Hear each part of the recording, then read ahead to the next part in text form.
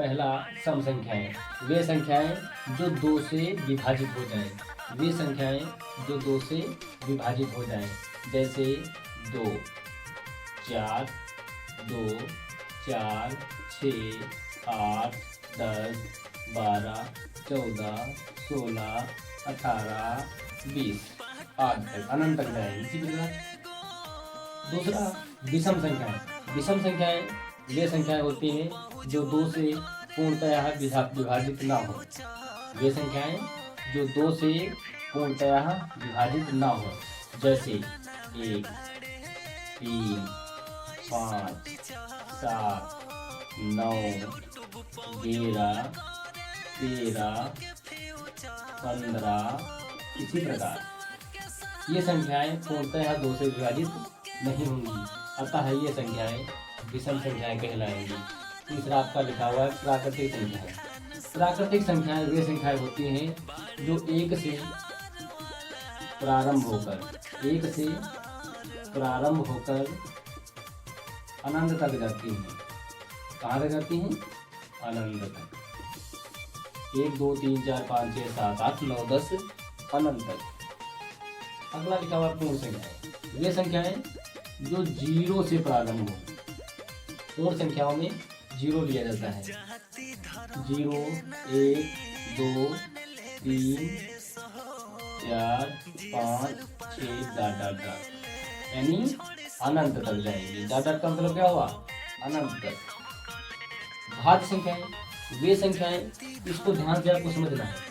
घात संख्याएं कौन सी होती हैं? वे संख्याएं जो किसी दूसरी संख्या से विभाजित हो जाए, जैसे 4। घात संख्याओं में ना तो 1 लिया जाएगा, ना तो 2 लिया जाएगा, ना तो 3 लिया जाएगा। ये स्वयं संख्या से तो कर सकती हैं, लेकिन किसी दूसरी संख्या से नहीं कर सकती हैं।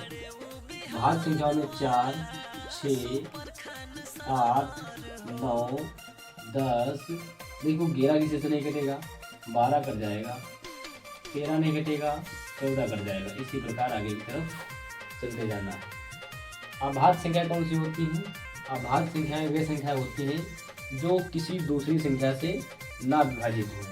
वे संख्याएं जो किसी दूसरी संख्या से ना विभाजित हो अभाज्य संख्याएं कहलाएंगी।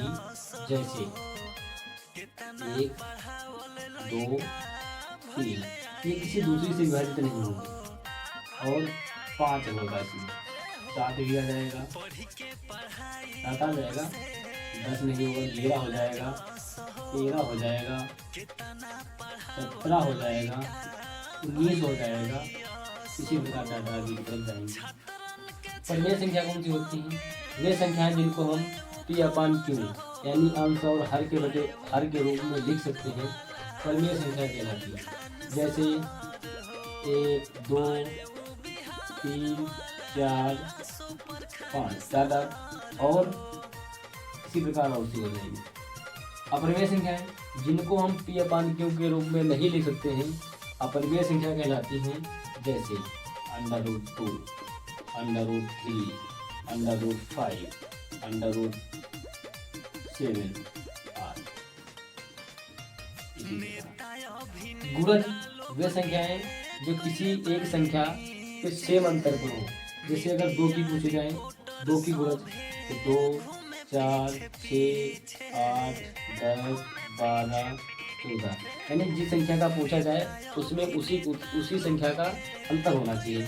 जैसे अगर 3 का पूछा जाए, 3, 6, 9, 12 और 15, 18 इसी प्रकार। अगर मान लो 4 की पूछी जाए तो 4, 8, 12, 16, 20।